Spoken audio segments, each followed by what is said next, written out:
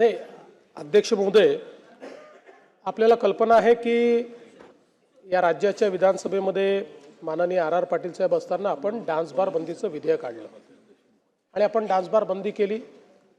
त्यानंतर सर्वोच्च न्यायालयाने ते आपलं विधेयक हे निरस्त केलं।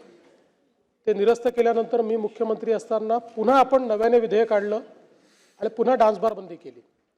पुन्हा ते सर्वोच्च न्यायालयामध्ये गेलं आणि सर्वोच्च न्यायालयाने ते निरस्त करताना त्यावेळी हे सगळे जे डान्स बारचे मालक आहेत यांनी त्या ठिकाणी असं सांगितलं की आम्हाला डान्स बार नाही, आम्हाला ऑर्केस्ट्रा बार चालवायचे। मग सर्वोच्च न्यायालयाने त्या संदर्भात आपल्याला निर्देश दिल्यानंतर आपण अत्यंत कडक अशा प्रकारच्या अटी शर्तीचा पुन्हा कायदा केला, ज्या कायद्यामध्ये ही जागा वेगळी असेल, इथे अल्कोहोल विकता येणार नाही, त्याच्यामध्ये पार्टिशन करावं लागेल, अशा सगळ्याचा कायदा आपण केला। पुन्हा सर्वोच्च न्यायालयाने तोही कायदा आपला निरस्त केला।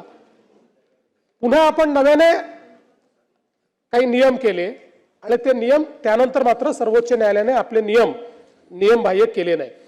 त्यामुळे मुळात तर या सभागृहाचा जो उद्देश होता तो पूर्णपणे 100% बंद करायचाच होता, पण दुर्दैवाने सर्वोच्च न्यायालयाने हे घटनाबाह्य आहे आणि त्याच्यात त्यांना अधिकार आहे अशा सगळ्या गोष्टी केल्या।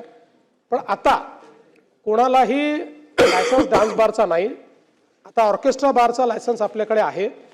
त्याचे काही नियम आपण केलेले आहेत की ज्या नियमांमध्ये ती जागा किती असली पाहिजे, कोणालाही पैसे उडवता येणार नाही, अशा अनेक वेगवेगळ्या प्रकारचे, म्हणजे पैसे उडवले तरी त्याला गुन्हा समजला जाईल असं आता आपल्या कायद्याप्रमाणे आपण केलेलं आहे।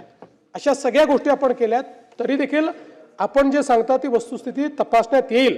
कारण आमच्या इकडे अनेक वेळा अशा तक्रारी येतात की ऑर्केस्ट्रा बारच्या नावाने काही लोक डान्स बार चालवतात, किंवा आता ऑर्केस्ट्रा बारमध्ये तिथे महिलांना काम करण्याची मुभा आहे, परवानगी आहे, ती कोर्टाने दिलेली आहे, पण त्याचा काही ठिकाणी दुरुपयोग देखील होत नसेलच असं मी म्हणत नाही। मला निश्चितपणे वाटतं की एवढं शक्य आहे। त्यामुळे आपण जे पनवेलचं सांगितलेलं आहे त्याची तपासणी पुन्हा एकदा केली जाईल।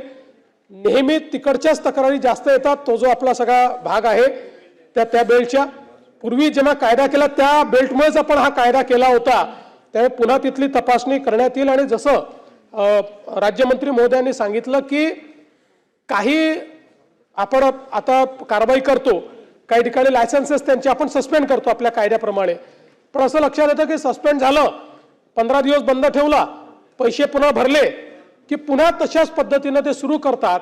त्यामुळे कालच आम्ही त्याचे आदेश दिलेले आहेत की एकदा सगळ्या निर्णयांची तपासणी करून त्यांना जी काही फेअर सुनावणी असते किंवा प्रिन्सिपल ऑफ नॅचरल जस्टिस असतो याचा एकदा नीट विचार करून 3 वेळा किंवा 5 वेळा असं काहीतरी एक आपल्याला ठरवावं लागेल की जर त्यांचं उल्लंघन झालं तर मात्र मग त्यांना परमनंटली ते बंद करण्याचा कायद्यामध्ये तरतूद करायची। तर त्या संदर्भात काल आमची बैठक झालेली आहे। त्या बैठकीनंतर लॉ अँड ज्युडिशियरीला तसं सांगितलंय, आमचा प्रयत्न असेल की याच अधिवेशनात किंवा फारदर पुढच्या अधिवेशनापर्यंत कायद्यामध्ये अशा प्रकारची तरतूद आम्ही करणार आहोत।